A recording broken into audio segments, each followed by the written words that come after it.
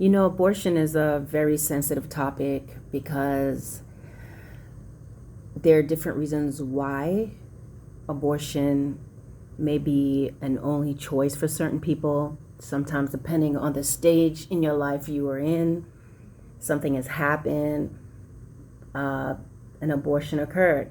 I'm not here to judge anybody who found themselves faced with that. Sometimes a person was raped and they just cannot imagine themselves having a child, teenagers. You didn't have a choice. Your parents made you do it. All kinds of different scenarios. At the end of it all, abortion is taking a life. However, I don't want to be insensitive to individuals where something happened and you made that choice. And some of you've done it. And, as women, there are different things that we can experience, right? And go through. And you can look back and you feel so bad about it. And you've reached a place where maybe God has, the Lord has forgiven you for some things. And so this message is not to pull at that scab or anything of that nature. And I will say that if this is something that you may be triggered by, then maybe don't listen to it.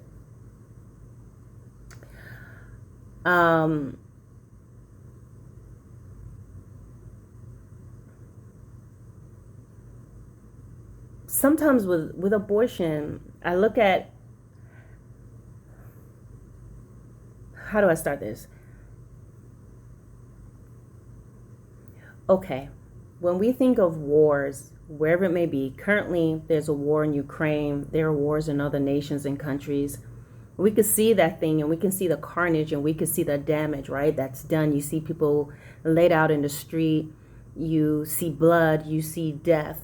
We don't really see that too much in Western cultures, but there have been a few flashes of war.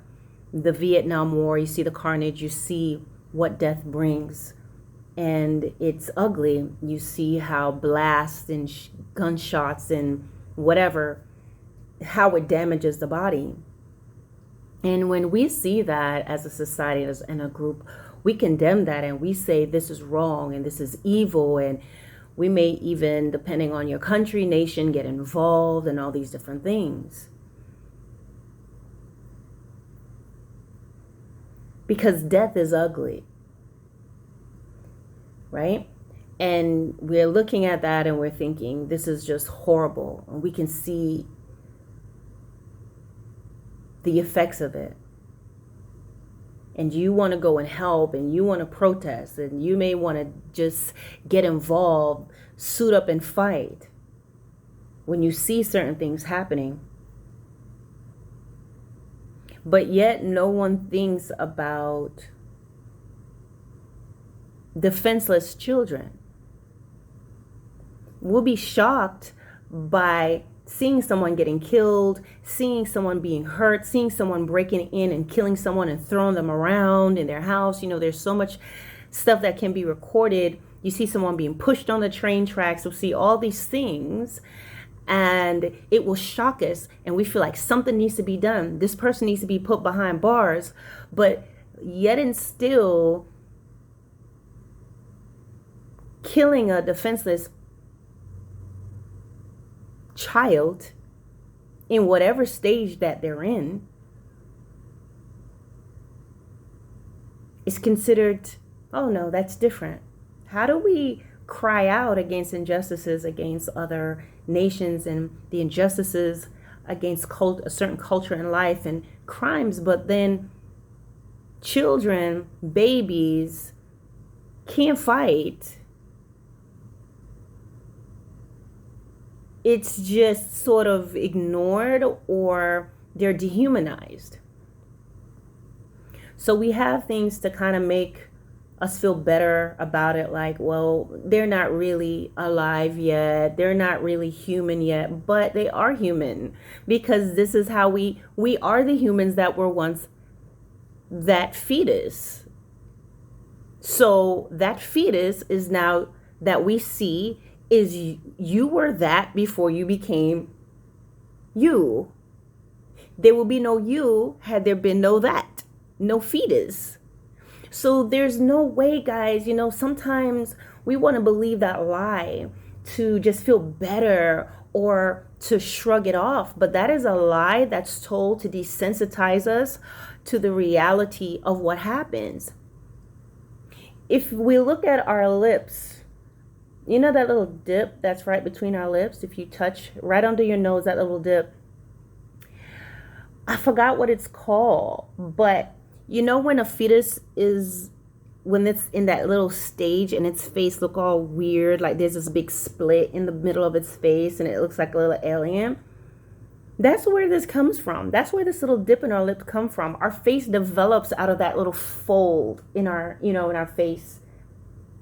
You know how I'm talking about when you look at that fetus picture and then it just looks like a little alien. It looks like a little kidney bean, right? And then the face looks like it's just has a split in the middle. It almost looks like a cleft palate. That's where we get that lip from. So we can't alienate and say, well, oh, it's not a human. Yes, it is, because we were that little kidney bean looking all odd with tiny buds. You were the fetus and the fetus is you. So we can't separate it, guys. We have to figure out a different way to kind of paint this picture, because that's a way to make the mind feel better about a decision. And so it's important to talk about choices. Now, let me go back to this a little bit more, what I'm talking about. So we will say, or some people have said, oh, they're not humans yet. They're not considered a person. Who says that? Who says that? Life begins at conception. And from 4 weeks of conception, the neural tube is developed. And from there, that's where the brain and the heart and everything is going to start to sprout out from there. But life is already in the making, regardless of how we look at it.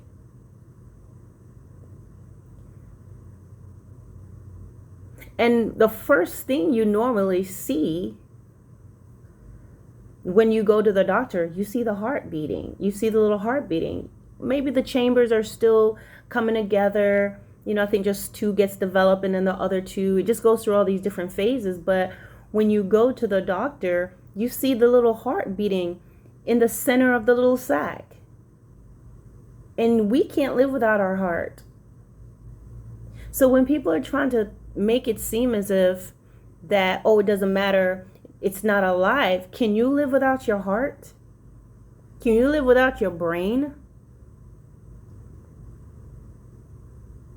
Yet those are the 2 main things that are created, regardless of whatever phase it's in. It's functioning. The 2 things that's needed for life, your brain and your heart. Those are the 2 things that's starting to come together. That's developed. You see it beating. So we can't dehumanize a baby just so one can feel better about an action. That's really unfair. And that's like, it's wrong. Being a believer in the Lord, one of the things that's in the Word, it talks about the deception.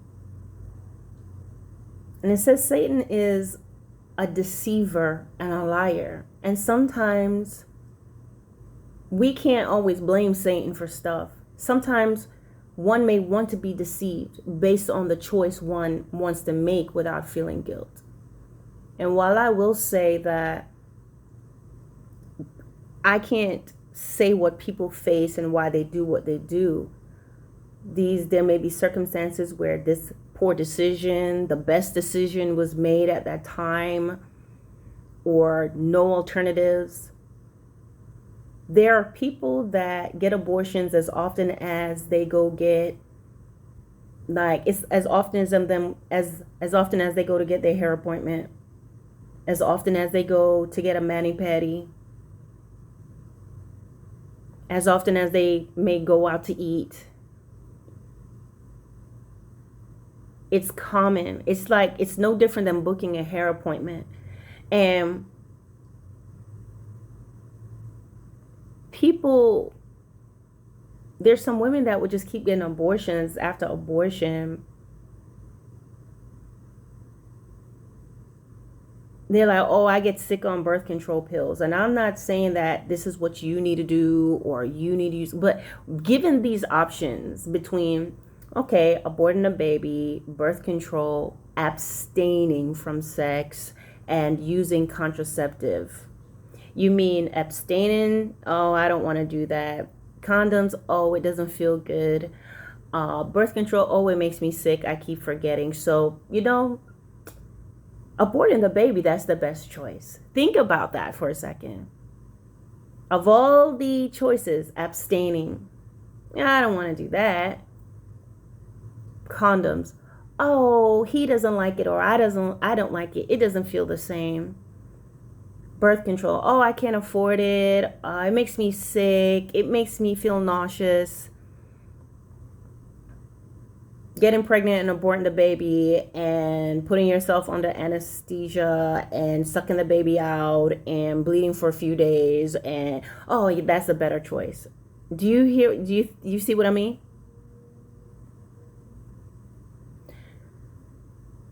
It's a sad thing how common it is, and how, I don't know what the numbers are on abortions, but we will cry a river over people being killed before our eyes. We'll cry a river about seeing people sprawled out in the streets in Ukraine. We'll cry a river about seeing people being butchered and burned alive, because you see the carnage right before you. But because the carnage and the demise of a baby is hidden and the child doesn't have any lungs to scream yet, and all it comes out looking like is maybe a period, or the doctor hides it from you and sucks it out in a tube and put it in a little bag. And let's not talk about people who get to be 7 months. I don't know if this is still, I don't know if this is still allowed, but I want to say there was someone who said this was okay. I want to say it was a female that was all about this law where you can do a partial abortion. I'm sorry, you do a partial birth. So if the baby's like 7 months, 7 months, you can, there used to be a cutoff, but then they're like, oh no, you could do when the baby's like 7 months. So the mother will do a partial delivery where the head will come out. The doctor will then use some sort of surgical instrument going through the back of the base of the baby's skull, go through the brain, put the baby in a pan and let the baby just slowly die. They hope the baby will die, but sometimes I don't know if this is true, but there was a nurse that was talking about how the baby just cried and cried for so long. The baby was in a pan, and it was just crying for a while before it finally passed. You see, these type of things, it will be out of the mind, right? Like, oh, I didn't see it, because you didn't see the baby bleed. You didn't hear the baby scream. Well, they don't have any lungs to scream. They don't know how to cry, because you're not seeing the baby fighting when it's being sucked out and all these different things that happen. Just because you don't see the carnage in 3D in front of you does not make it any less carnage. Death is death, no matter how it comes. Whether we step on an ant outside, it still died.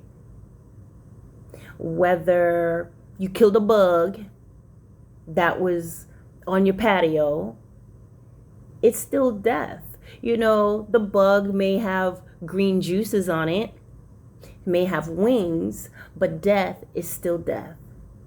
Now, is God going to hold you and say, oh, you killed a bug? I don't think so. But what I'm saying is, just because we're not seeing it in high definition does not make what that fetus experiences any less tragic. And what I would just tell people is that's just doing this. I mean, there are people who they're just like, oh, there's always abortion. I can just abort this baby. There are no extenuating circumstances in which maybe they don't want to do it, but it happens, or I cannot give birth. This man raped me. I can't tell a woman how to feel about that. I don't know what that decision will be like. Some people have made decisions they've regretted and they've asked God to forgive them and all of that. But there are people who literally love to have sex. They want to feel the full pleasure of it. They don't want to use any contraceptives. They don't want to use any alternatives. Again, I'm not saying that, oh, go out there and do this. I'm not saying that. I'm just throwing out all the little options. It boils down, guys, to people. There are a lot of people who are just selfish. They're selfish and they're callous. I want what I want. I want to have sex. I don't want to take birth controls. Or they have it, but they're not responsible to keep up with them. I want to feel the full pleasures of sex, but I can always terminate the pregnancy. And so one has to really begin to kind of come to terms and think about that mindset and think about what that is. Because there's people that will say that, oh, there's no life, they're not alive, but can you live without your heart? And yet that's the first thing. It's one of the first few things that's developed on that baby. Can you live without your brain? I mean, maybe there's some new advancement in medicine I don't know about, but the last time I checked, no. You could be brain dead and keep going. But anyway, the point is not really. But yet those two crucial organs are being developed early on. So if you can't live without your heart and that baby already has a heartbeat, what do you mean that child is not alive? What are they talking about? Guys, that is just deception to make it seem okay. You know, one of the things that slave owners used to do was when they were bringing up their children, this is something I've read about, the way that they will justify the treatments of Black people was to convince their children that they're not human. So the way we treat them, the way we beat them, the way we torture them, or when we tar and feather them and hang them, it's different because they're not human. And this is something that Hitler also did when he had all those people in concentration camps and making soap out of them and experimenting with them and torturing them. You have to dehumanize them and say they're different. He dehumanized the Jews. He dehumanized those who were dehumanized those who were homosexuals. He dehumanized those who had any sort of deformities, to say they are not like us. They're not people. They're subhuman. And so if you can put that in the mind of a people, then yes, this is how they were able to make soap out of them, starve them to death, tortured them, did all kinds of things to them. And it's the same thing with abortion. People will talk trash about Hitler. What do you think abortion is? What do you think those abortion clinics are?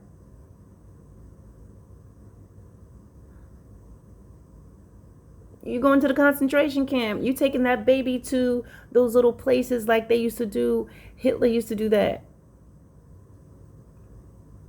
Except you're coming out.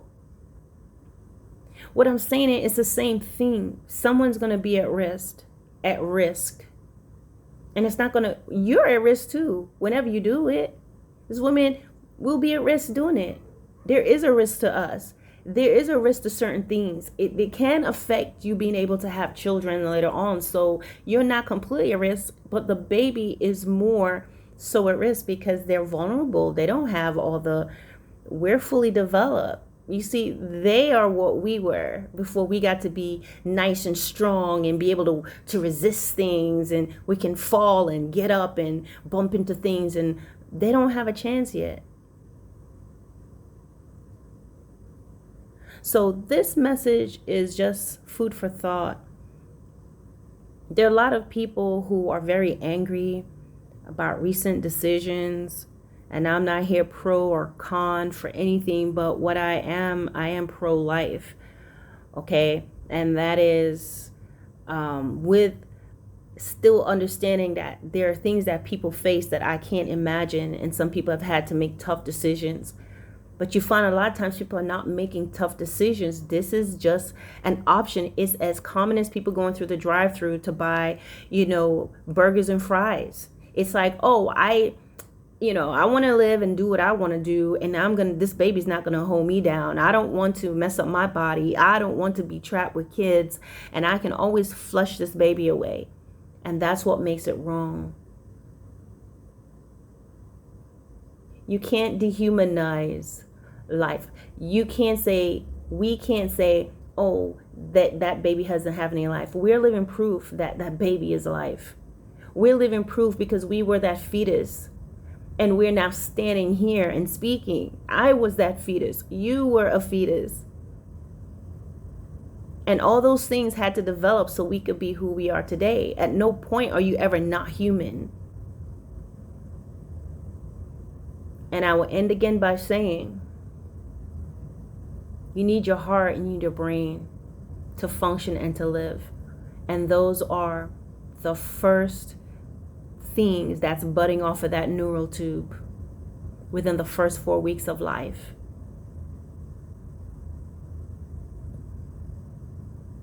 Lots to think about, guys, and not trying to throw shade out there, but why should I care about offending an adult when nobody cares or cared about a helpless baby? That's kind of strange, right? That is wrong on all levels. Like, oh, your feelings going to be hurt that I said this, and oh, don't say this, but there's no thought of the reality of what's going on with a child that have no chance. There's no match against me and you. They're no match against an adult when they're born and they're vulnerable, and they're even more vulnerable when they're still developing, but no less living. All right, guys, peace.